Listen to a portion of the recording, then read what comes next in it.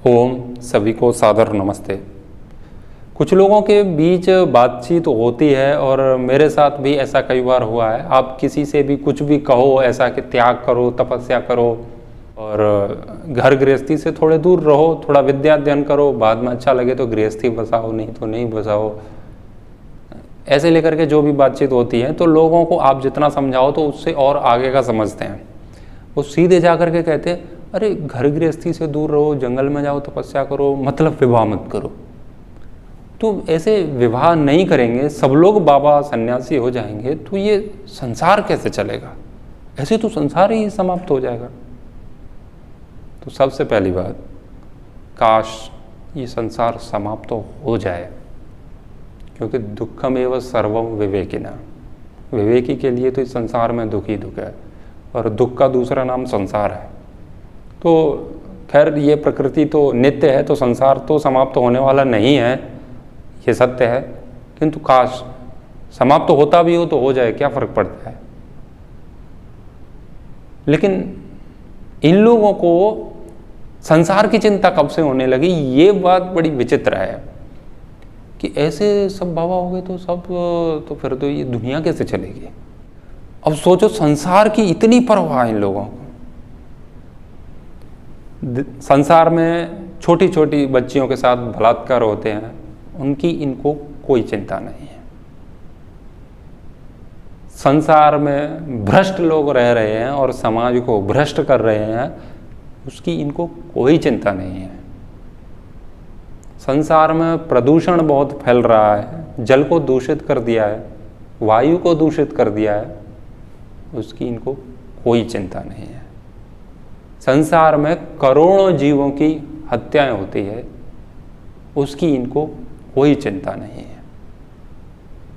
संसार में लोग इतने कुकर्म कर रहे हैं और अभी हमारी जनसंख्या भी इतनी हो रही है कि ऐसे ही बढ़ती रही तो एक ऐसी स्थिति आएगी कि हमारे लिए कहीं भी पैर रखने के लिए भी स्थान नहीं होगा। यानी कि जनसंख्या विस्फोट के कारण ही बहुत सारे साधनों का अभाव होगा और उससे बहुत सारी समस्या होगी। तो ये सारी समस्या को देख करके वो बिल्कुल चिंतित नहीं है, इस बात की उनको कोई चिंता नहीं है।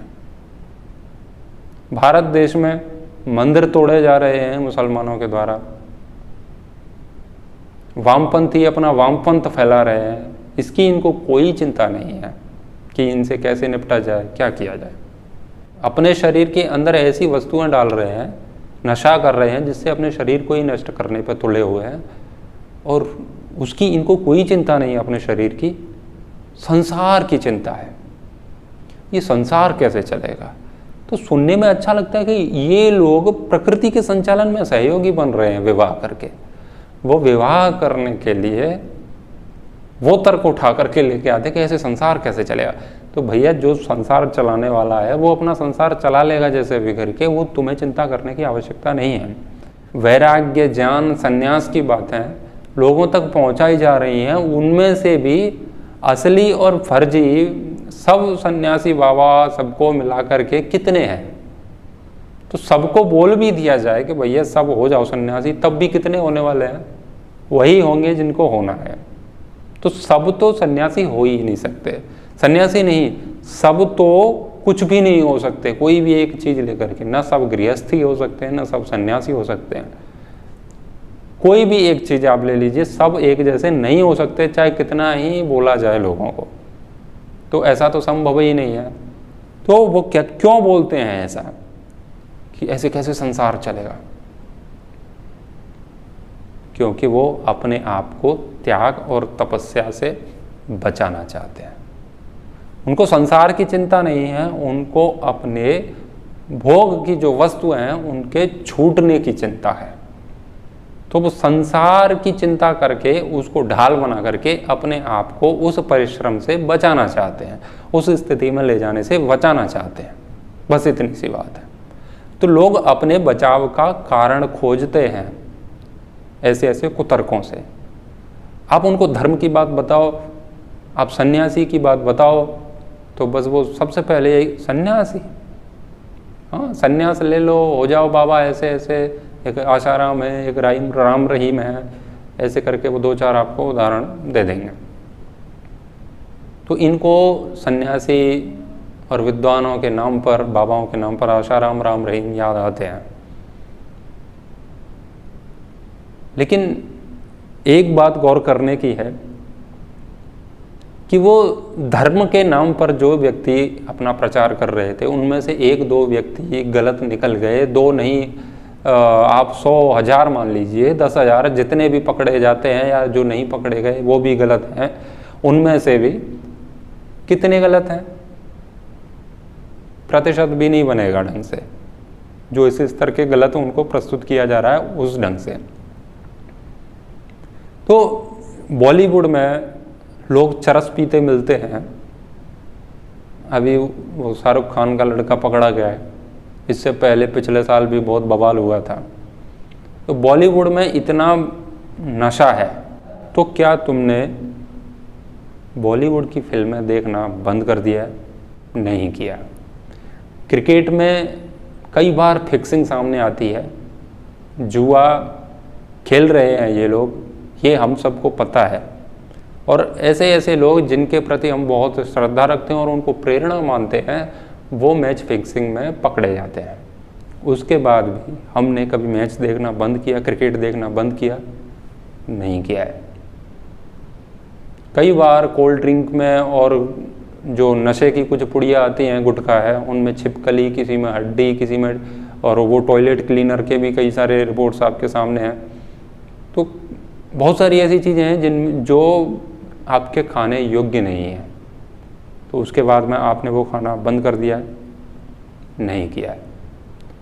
शादी पार्टियों में अभी कई सारे समाचार आपको ऐसे मिल जाएंगे जिसमें कुछ मुसलमान थूक करके भोजन खिलाते हैं आपको। क्या आपने शादी पार्टियों में खाना छोड़ दिया है? अभी दिल्ली का एक समाचार प्रसारित हुआ था जिसमें एक नाले से पानी भर करके पानी पूड़ी वाला उस पानी को उसमें प्रयोग कर रहा था। तो क्या उसके बाद आपने पानी पूड़ी खाना छोड़ दिया है? नहीं छोड़ा है। लेकिन आपको धर्म के नाम पर कोई भी एक व्यक्ति गलत मिल गया और तुम तुरंत उस चीज़ को छोड़ देते हो, ये तो गलत लोग हैं, ये तो लाइन ही गलत है, ऐसे लोगों पे भरोसा ही नहीं करना चाहिए। क्यों आपने छोड़ दिया? आप इतने तार्किक कब से होने लगे कि आपने गलत देखा और छोड़ दिया? 1000 जगह पर गलत हो रहा है और वहाँ आप नहीं छोड़ रहे हैं, और यहाँ पर एक चीज़ गलत दिखते ही तुम पूरा का पूरा त्याग देते हो। क्यों? क्योंकि हम उनका नाम लेकर के अपने आप को बचाना चाहते हैं। यदि गलत से इतनी ही घृणा है तो सब कुछ छोड़ो, लेकिन नहीं, हम सिर्फ और सिर्फ धर्म और अध्यात्म का मार्ग ही छोड़ेंगे। क्योंकि यदि हम उसे गलत सिद्ध नहीं कर पाए ना, तो फिर वो हमारे लिए समस्या पैदा हो जाएगी। यदि हम उसको सही स्वीकार कर लेते हैं कि हाँ धर्म का मार्ग सही है, तो फिर कोई व्यक्ति आपको बार बार बोलेगा भाई ये बात क्यों नहीं मान रहे हो, इसका पालन क्यों नहीं कर रहे हो, तो बहुत समस्याएं आएंगी हमको। तो क्यों ना अपनी बुद्धि और तर्क लगा करके धर्म और धार्मिक लोगों को ही गलत सिद्ध कर दिया जाए, जिससे कि हम बच जाएं बस, ताकि हम जो नाली का जीवन जी रहे हैं वो जीते रहें बड़ी मौज से। तो जो लोग प्रश्न पूछते हैं या तर्क ऐसे करते हैं कि बहुत बड़े तार्किक हो गए हैं, ये तो ऐसा बिल्कुल भी नहीं है। ये लोग अपने आप को बचाना चाहते हैं। तो जिनको किसी भी चीज़ की चिंता नहीं है, उनको संसार की चिंता है। बड़ी अजीब बात है। वास्तव में देखा जाए तो संसार की चिंता तो एक सही सन्यासी, एक अनासक्त भाव से जीने वाले व्यक्ति को ही हो सकती है। उसको आप चिंतन कह सकते हैं। महर्षि दयानंद तो ये कहते हैं कि जितना एक सन्यासी राष्ट्र का उपकार कर सकता है, उतना और कोई नहीं कर सकता है।